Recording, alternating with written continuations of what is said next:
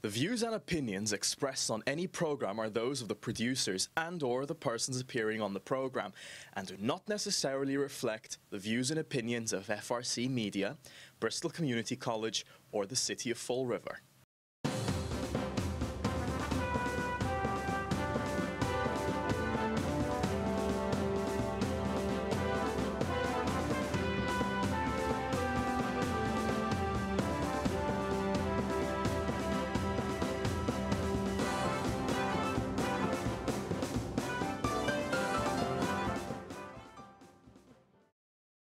Straight Talk.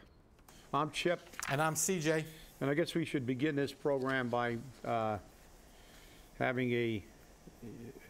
dedicating a moment of silence to two individuals. First, K-9 Officer Sean Gannon, who was killed in the line of duty. His K-9 partner who has survived, and Barbara Bush, the matriarch of the Bush family. You know, we all know Barbara Bush very well. You know, she was she was the glue that held the Bushes together, I think. But this is something that really shows the parallel. You know, Barbara Bush was a very well-known person, but Officer Gannon was not. He was just another man in a blue uniform, and we should all remember that. You know, when we condemn a lot of actions of you know, and they're not, all police officers aren't good, but the fact that every police officer, when they put that uniform on every morning, has that hanging over their head. They could be killed in the line of duty. So let's have a moment of silence for Officer Gannon and his family and the Bushes.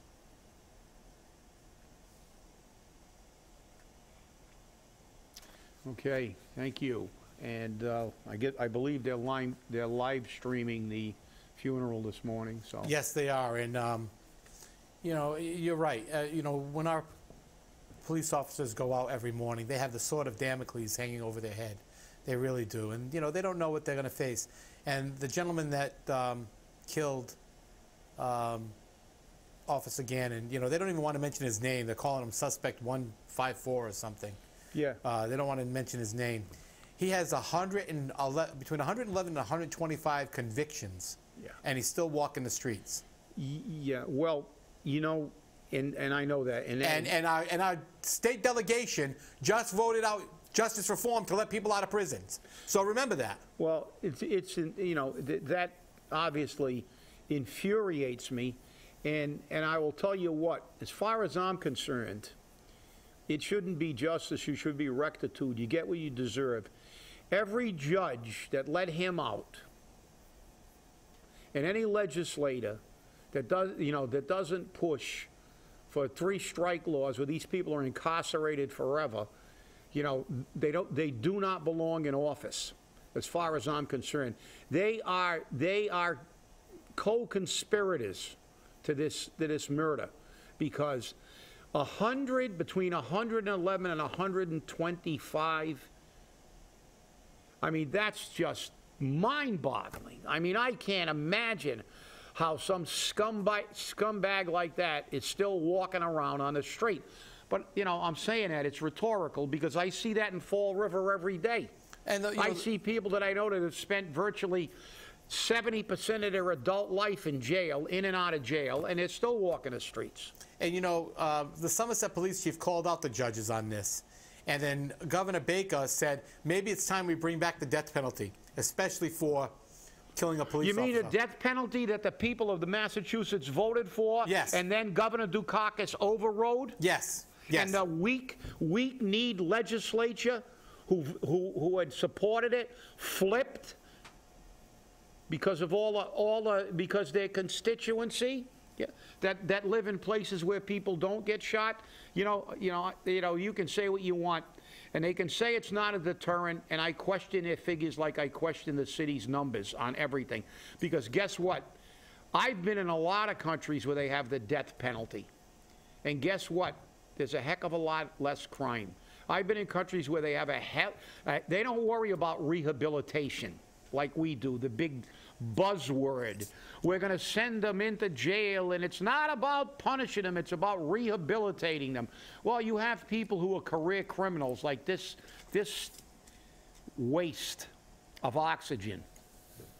Now, if anybody deserves the death penalty, he does. This officer was 32 years old, newly married, has a family, as all officers are. But I mean, a young man with a whole life in front of him, just senselessly taken away because some clown that spent probably 50% of his life in jail doesn't want to go back to jail. But you know, it's just, these people are culpable. They're responsible. This liberal Massachusetts, where we got a swinging door and we want to make, we worry more about the criminals than the victims of the crime. You know, it makes you want to move to Australia or something. I'm telling you, this really disturbs me. I mean, this. I know. You know, public safety is obviously near and dear to my heart. I've gone to too many police and fire funerals during my career. You know, I know what it is to stand in that line and listen to the bagpipes, and you know, it's horrific. And sometimes there's nothing you can do. You know, sometimes with firefighters, you know, that's the way it goes. Well, police officers, when they're getting killed by people who are career criminals, or people get killed by a drunk driver with 14 charges of DUI, and they're still driving a car and out and about. It's an indictment of our society. Yeah. It's an indictment of where we are as a nation. We won't even name a hurricane after another hurricane that was bad, because we don't want to offend anybody or get anybody upset. You know, 50% of our children supposedly are stressed out and anxious. Why? Because we wrap them in cotton. They can't take any kind of inconvenience. You can't. Everything's got to be given to them. We name everything. We make everything. It's horrible. It's just terrible. You know, to me, this is the end. You know, this is the beginning of the end of our society. Just like Rome, the Roman Empire that controlled virtually the entire known world began to unravel when they became hedonistic, and all they thought about was their own comfort and pleasure. And you can see it in this country. It's happening as we speak. And today, they're burying a young man that was killed by somebody who should have long ago been thrown into a cell and never let out again, or executed. It's tough. It's a tough situation, and you know, we as a society are letting it happen, and that's the problem. Right. Exactly. So let's not put the blame on, you know, I mean, obviously he's to blame, but the judges and and as you said, was it a few months ago we were talking about them reducing penalties? You know, they want to let more people out of jail. You know, why? Because they don't want to spend the money on jails. Well, the hell with it. It's a heck of a lot better to spend money on jails than watching police officers be buried because of these people being out on the street. Throw them all in jail. Yeah. Well, once again, purple bags are on the. Oh yeah, yeah. That was quite the. That was quite the column. We got two by Marc today, and you know, like I said, sometimes Marc, you know, takes shots at everybody, including us. But the fact is that, you know, he hit it right on the head. You know, this section here that said, you know. This too is standard. Sooner or later, all Fall River writing comes back to three kinds of bags. The first bag is the purple bag,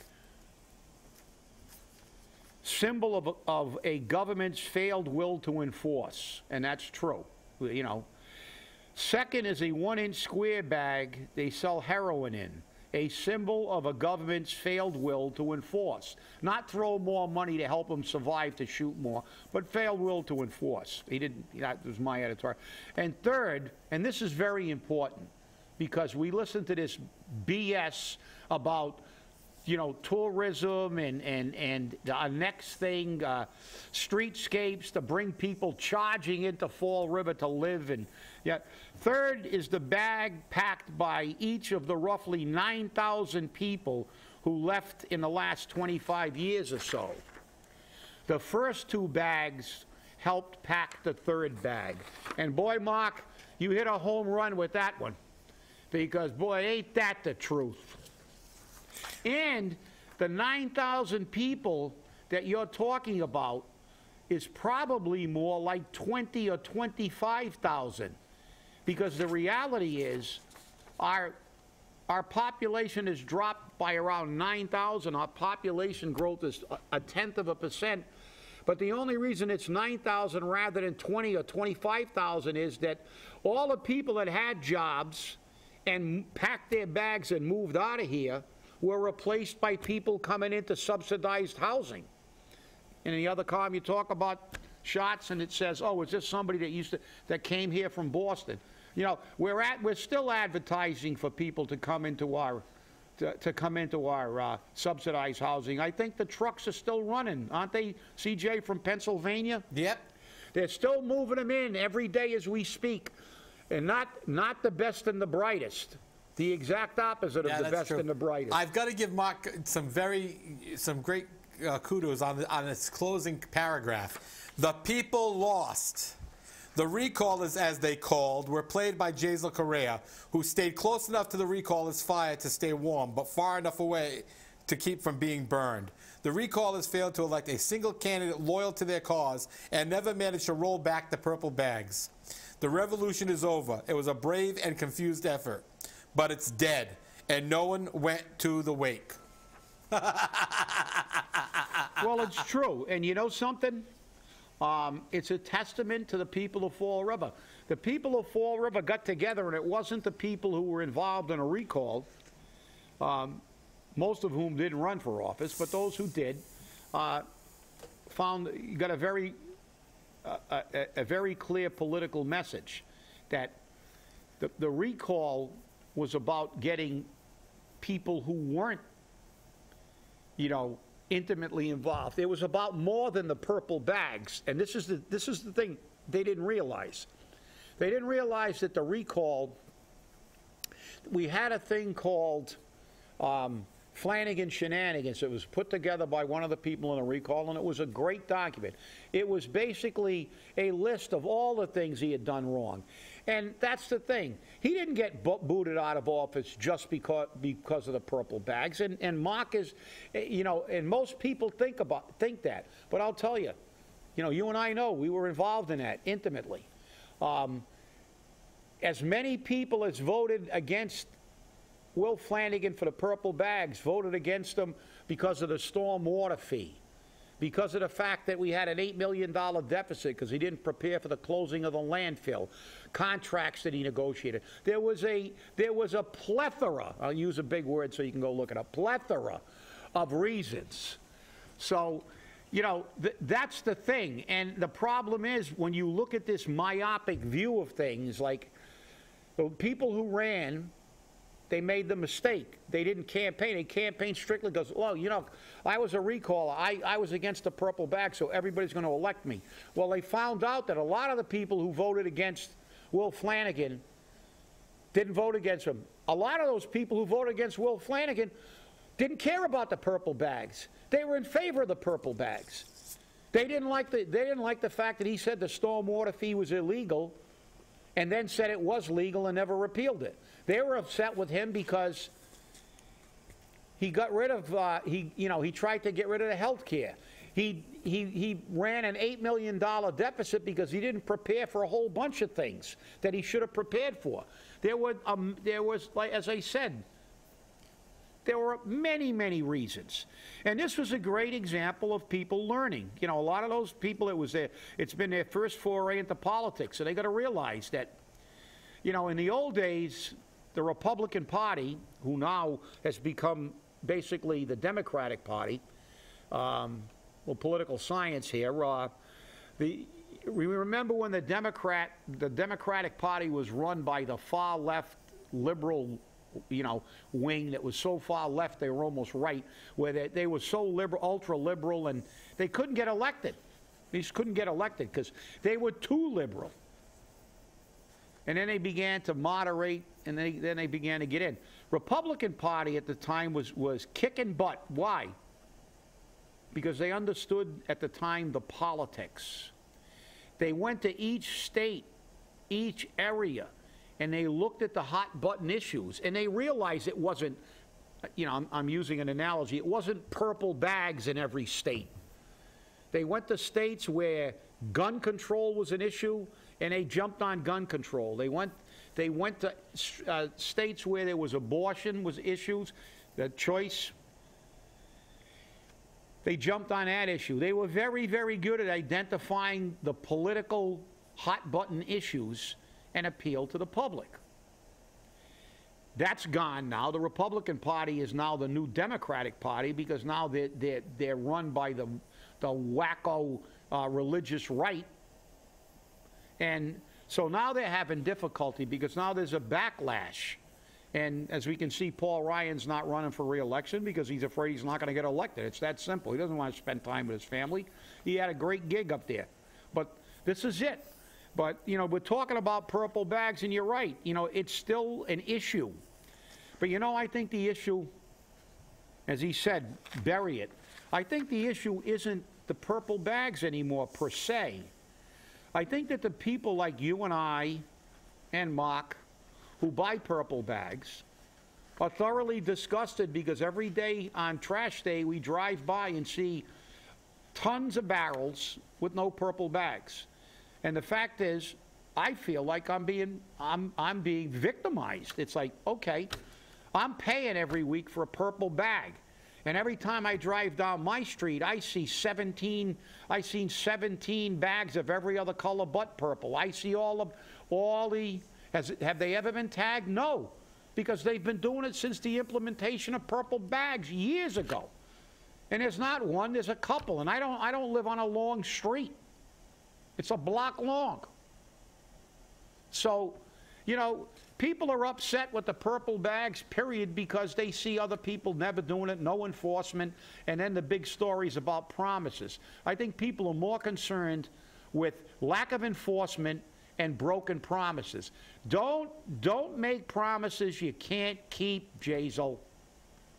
That's one of the things, because he made the campaign promise that he was going to get rid of them this year, okay, with the next fiscal year. Now, Kathy Ann Viveris came out, and we talked about this on April 11th. The Herald News ran the article that they said it's not prudent for them at this point in time to get rid of the purple bags. Yet they still have the zombies out there saying, we're getting rid of them July 1st. What part of what Kathy Ann didn't you understand? And then you've got people saying that they've called City Hall and they spoke to the mayor's secretary who said July 1st you won't have to buy bags anymore. Hey, Jazel, you better get your employees in control. Somebody needs to get this story out there correctly because nobody knows what the hell's going on. When you've got secretaries telling people, oh yeah, July 1st you don't need to use them anymore, and that's still an unknown factor, you've got a problem. Get your message out concisely and correctly. If you're not getting rid of them, say you're not getting rid of them. But you know that that's going to be the death knell for you. You know that. Well, and you're right, CJ. And the thing is that, they know they can't get rid of the purple bags. And if they do get rid of the purple bags on July 1, we're going to have a problem because they're going to have to steal that money from somewhere else. The reason they're saying it's not prudent is because they can't replace the money they're going to lose. They can't afford stamps. That's right. They can't afford stamps. So, mixed messages. When the city administrator, who just got a big pay raise and obviously, as we said, is the Oracle at Delphi, they make her do everything. Give her a stipend, handle tourism. Give her a stipend, handle taxes. Just give her a stipend to do everything, even though her contract says and other duties assigned by the mayor. But now she gets extra money. But, I think people are just fed up. They're just fed up with it, And then, of these mixed messages.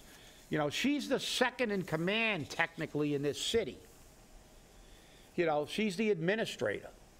And you know, she said it's not prudent at this time. So that means that she's full of crap. I don't know. When the secretary overrides the city administrator, it's, you know, don't worry about it. It's going to happen. Well, it was going to happen in the last budget. He said, but he didn't say. He said, well, we're gonna try to get rid of the purple bags in this budget. We're gonna get rid of them. That we, you know, I am gonna make that a priority. Well, I guess it wasn't a big priority. And the previous budget was the same thing. Purple bags are again mentioned, and that's what I think the people are upset over. And I don't blame them, because you know, don't keep promising me you're gonna get rid of something. Not that the purple bags, like you said, it's a non-issue, but it's the enforcement. You know, I don't, you know, I'm paying for purple bags. And granted, I don't use a lot of bags, but, you know, we still get them. But I don't pay for purple bags because I don't use city trash services. Yeah, so. but you know, but the fact is, it irritates me every time I drive down my street. Oh, yeah. And see people, but I understand what they're doing as long as they can get away with it. Why pay another tax? Away with it. Why pay another tax? You know, every you know, I get one bag every week maybe. And maybe on a really bad week or something, in your Christmas time when I got wrapped, I might have 2 bags. Okay, so it's $2 a week, $4 a week. I mean, that guy's got like 3 barrels. It's a 3-decker up to, you know, and he's got like 17 bags in there every week. So, you know, 17 times 2, you know, it's a lot more money for him.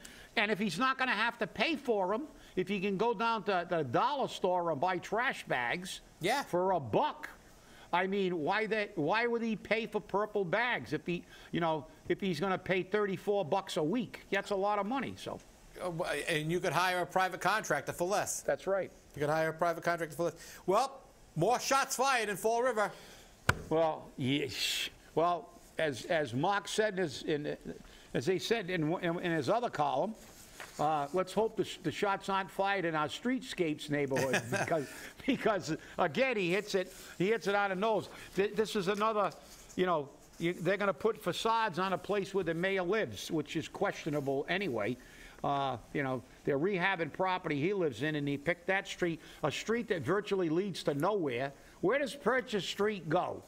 Basically nowhere. Nowhere. You know, it's a short street. Goes nowhere, but, you know, coincidentally, it's where the mayor and one of his major campaign supporters owns property, and the mayor lives there. So, and Streetscapes, again, putting lipstick on a pig. What did Marc say in his previous column? 9,000, and I say 20 to 25,000 have moved out of this city. Who's going to come here? They're going to put a facade on a coffee shop in a city where there's shots fired, you know, every other day. And, you know, it's infested with drugs. Yeah, I can see some guy from Iowa, from the cornfields of Iowa, driving through Fall River. Let's stop on Purchase Street and get a coffee. Well, No, the let's interesting not thing stop is, at the Cape or Providence on Federal Hill. No, or go to Newport. No, let's stop in Fall River where maybe we can get some heroin and, you know, and chase it down with a gunshot wound. An interesting thing is the Purchase Street project is the most expensive in the city, with the city bonding $1.39 million for it, and that's right where the mayor's home is. Yep. So it's definitely very interesting. And as you said, Marc Dion wrote a lovely column just about stands at the intersection of gunshots and streetscapes. Yeah, like I said, he's got a couple of really good ones. He can turn a phrase.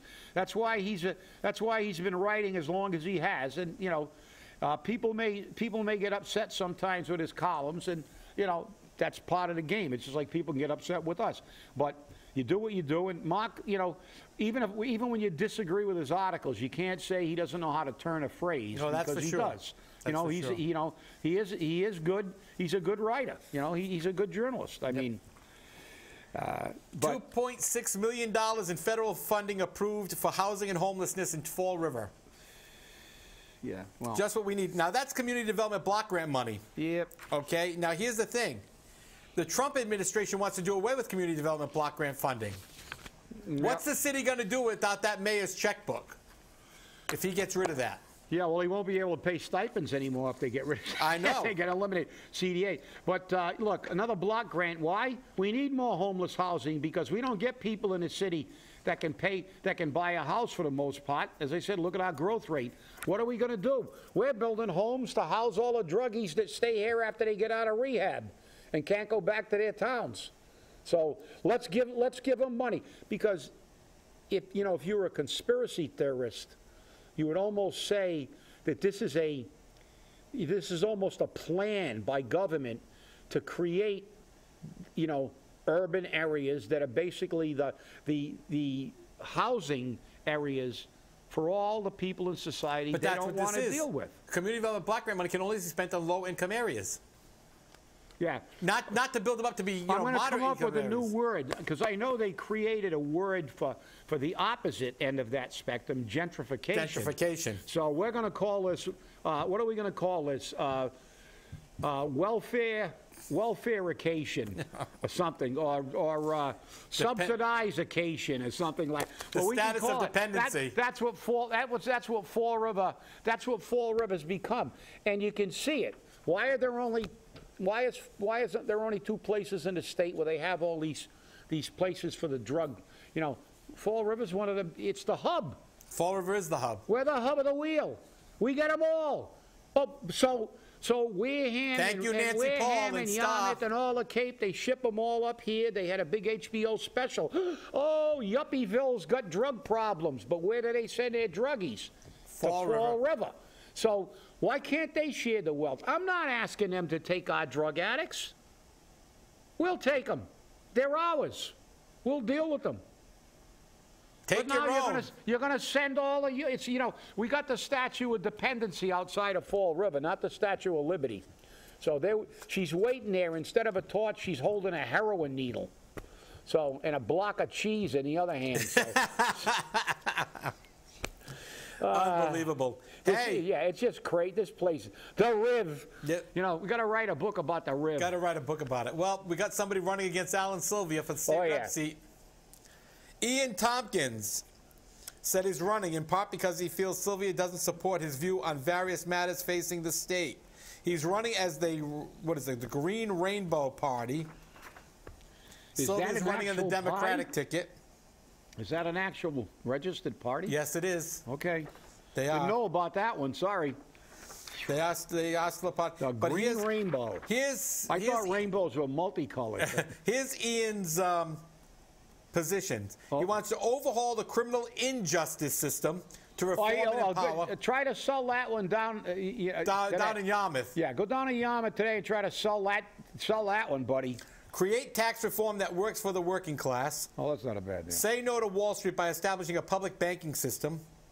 Preserve the rights of all underprivileged and social groups, including transgender and LGBTQ+, which my opponent opposes.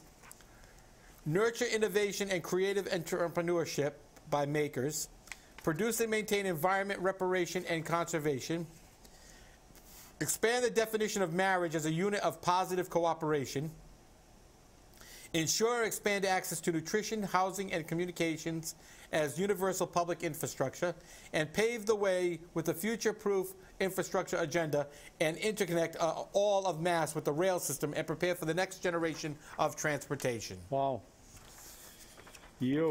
I want to know this, the one that really get the reparations, produce and maintain environmental reparation and conservation. I'm all for environmental conservation, but I don't know who they're going to get reparations from. Maybe he's only dealing with the companies, but then again, he may have to sue the federal government for reparations, because a few times when they've been fairly insensitive. Some administrations have been very insensitive to the environment. So well, the EPA is all gone anyhow. So yeah, all gone. That's right. Well. We broke it on Spindle City Straight Talk. That's right, CJ. Take a pat yourself, and let's hear it for CJ. Yep. He was the first one to put this in print. And now the Herald News has finally come out that there's a lawsuit against the city because Sergeant J.T. Horse suffered a minor head injury in the crash. So It's definitely interesting, but that's not the lawsuit. The lawsuits are being filed by somebody else for $100,000 because of the accident Sergeant Hoare created. So. Yeah, well, stay angry, but today, remember the two, and remember the funeral. Remember Sean Gannon and his family, and Barbara Bush and her family. And thanks for watching. Stay angry. We'll see you on Friday.